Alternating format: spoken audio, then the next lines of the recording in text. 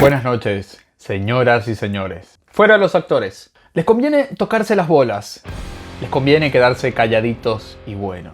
En el mes del orgullo LGBTQ+, les quiero hablar de la polémica que el grupo italiano Måneskin generó hace pocos días al ganar Eurovisión. Este grupo no solo le dio la victoria a Italia del concurso, sino que además fueron acusados de consumir drogas en cámara. Y convirtieron City Bonnie en la canción en italiano más escuchada de la historia de Spotify. Pero sobre todo, son la más reciente muestra de la exposición de la diversidad e inclusión que tantas veces ha hecho este concurso. Porque desde hace varios años, Eurovisión es sinónimo de libertad sexual. Y en este momento podemos decir que el concurso es parte de la cultura gay de Europa. Así que iniciamos el mes del orgullo hablando de Måneskin y Eurovisión.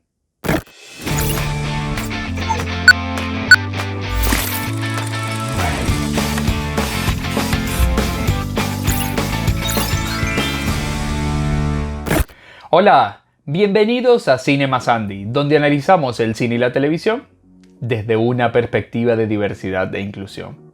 Yo soy Andy Pineda. Si parla italiano, puoi attivare il sottotitolo qui in YouTube. Also, if you speak English, you can activate the subtitles here. Además, si te gustó este video, por favor dale like y suscríbete al canal activando la campanita.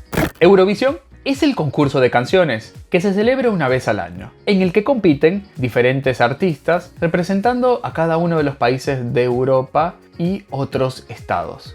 El ganador es seleccionado, por una parte, por el voto telefónico del público en la casa y por otra parte a través de un jurado especializado de cada país. El concurso comenzó en el 56 y se ha hecho hasta ahora en 64 ocasiones. Es por eso que es el programa más viejo en la historia de la televisión.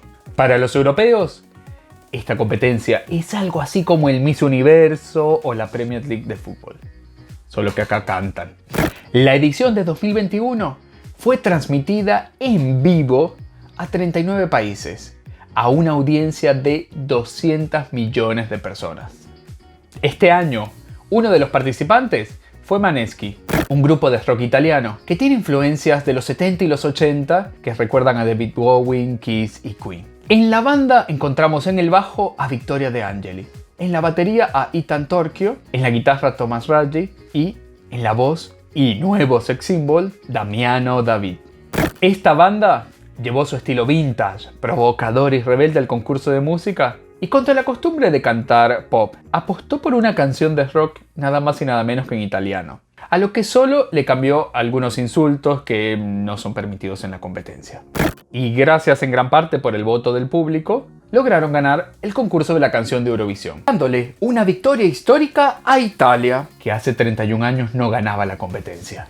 Pero esa misma noche comenzó la polémica. Momentos antes de proclamarse como ganadores, en la transmisión en vivo, mientras se cerraban las votaciones de la audiencia, el grupo fue enfocado en el Green Room, mientras el vocalista Damiano inclinaba su cara cerca de la mesa, de un modo bastante similar a cuando se inhala una droga.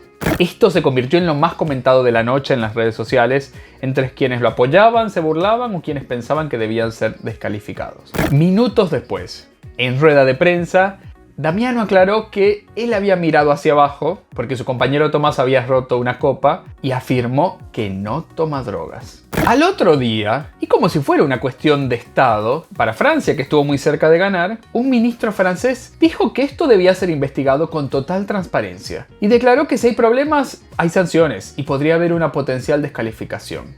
Días después, el consorcio de televisiones públicas europeas que organiza el show le hizo un test de droga, el que finalmente dio negativo.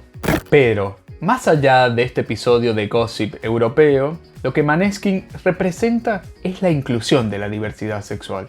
Porque Damiano se describe como un heterosexual curioso. Victoria es bisexual. Thomas dice que es sexualmente libre. Y Ethan, heterosexual. Además, tienen una estética andrógina con una nueva masculinidad y que va en contra de cómo usualmente se deberían ver los hombres, sobre todo en Italia, que hay una tradición cultural machista fuerte. ¿No será que toda esta transgresión también podría indirectamente ser la causa de toda esta polémica?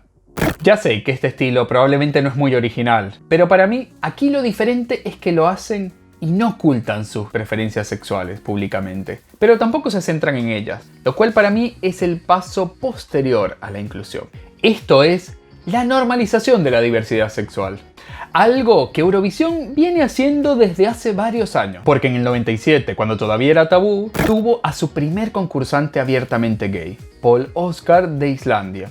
En el 98 incluyó a Dana International de Israel como la primera cantante trans en presentarse. Y también ganó la competencia, como en el 2014 que el drag queen Conchita Wurst ganó la competencia, como en el 2019 cuando el representante de los Países Bajos, Duncan Lawrence, que es abiertamente bisexual, ganó la competencia también. Además, otros cantantes han visibilizado la diversidad sexual dentro de sus presentaciones, como en el caso de Christian Siegfried en el 2013, que cantó una canción vestida como una novia y besando a otra mujer para promover la aprobación del matrimonio gay. O el representante de Irlanda, que en el 2018 tuvo una performance con dos hombres que simbolizaba una relación de pareja gay.